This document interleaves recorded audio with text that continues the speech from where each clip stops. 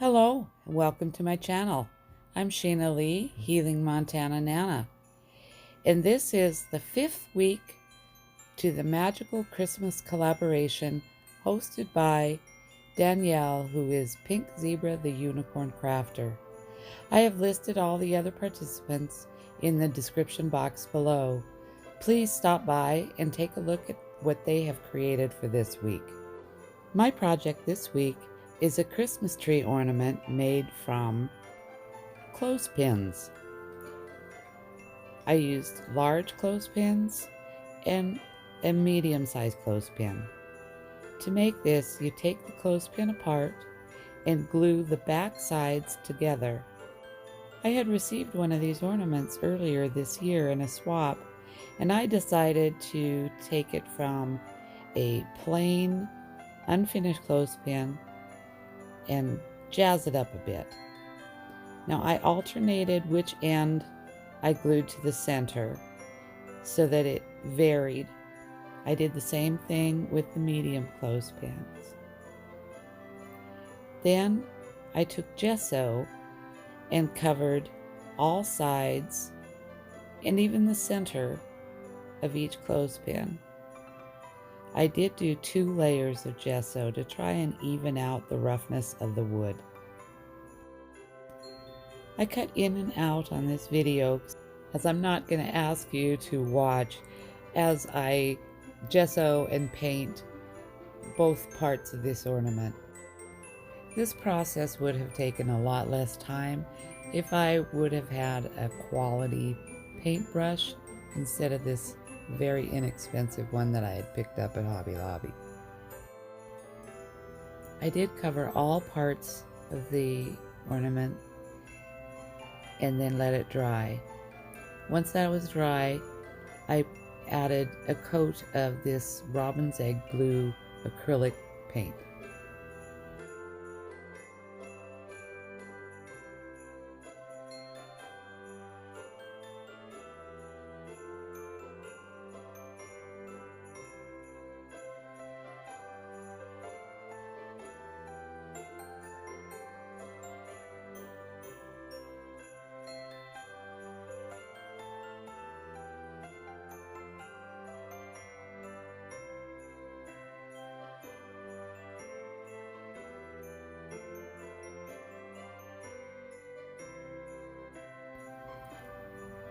After this coat had dried, I didn't like how dark the blue ended up drying, so I went over a second coat mixing the robin's egg blue and white paint, and I much preferred the lighter color that I achieved at the end.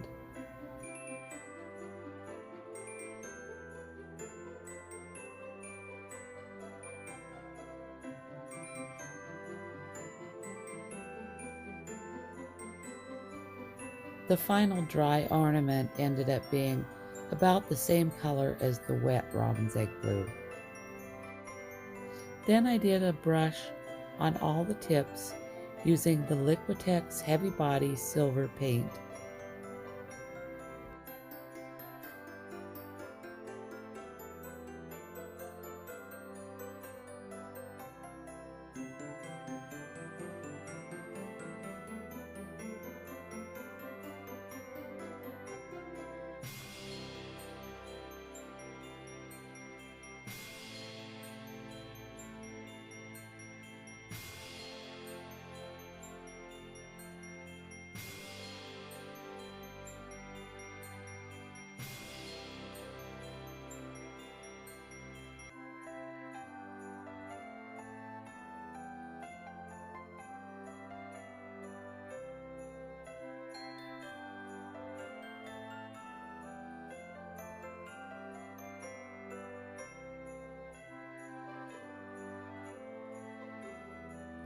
I then wanted to glitter this ornament up, so I used a white iridescent glitter and a blue glitter.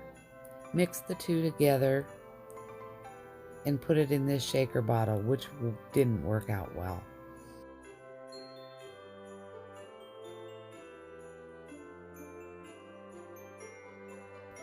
I gave the ornament a good coating of the Super High Shine Mod Podge and then sprinkled the glitter on. You'll see that the holes were too big in this shaker, so I ended up with streaky glitter.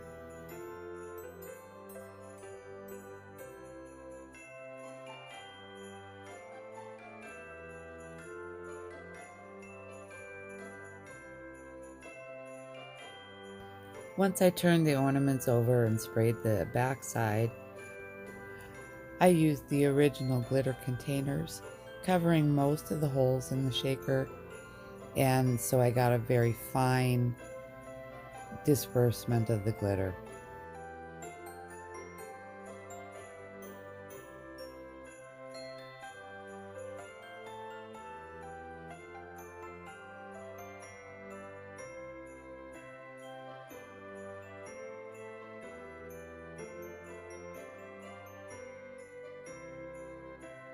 I did go back and even out the front side by adding more glitter in this same fashion.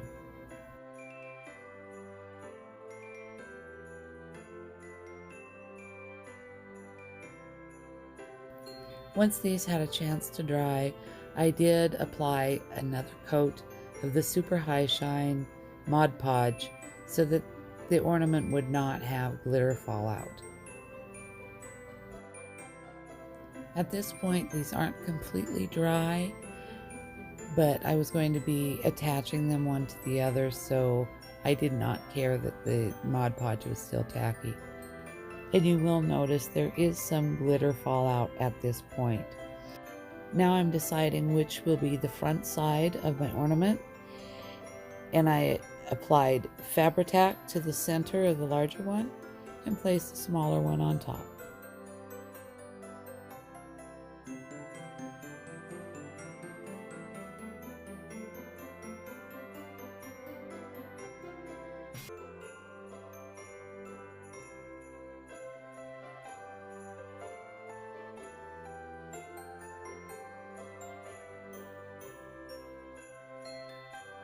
At this point, I realized I had forgotten to add my ribbon loop, so I had to lift off the top and reposition it.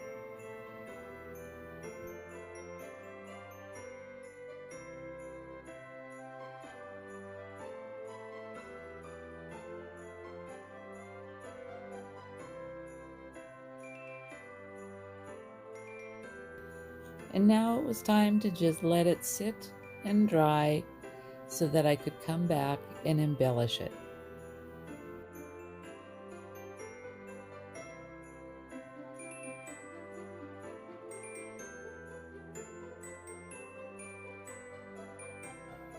On the front, I added iridescent flatbacks in several different spots and one large one in the center. For the back side, the only thing I did to it was added a flat back pearl to cover the hole in the center of it. Thank you so much for joining me for another video in this Magical Christmas collaboration.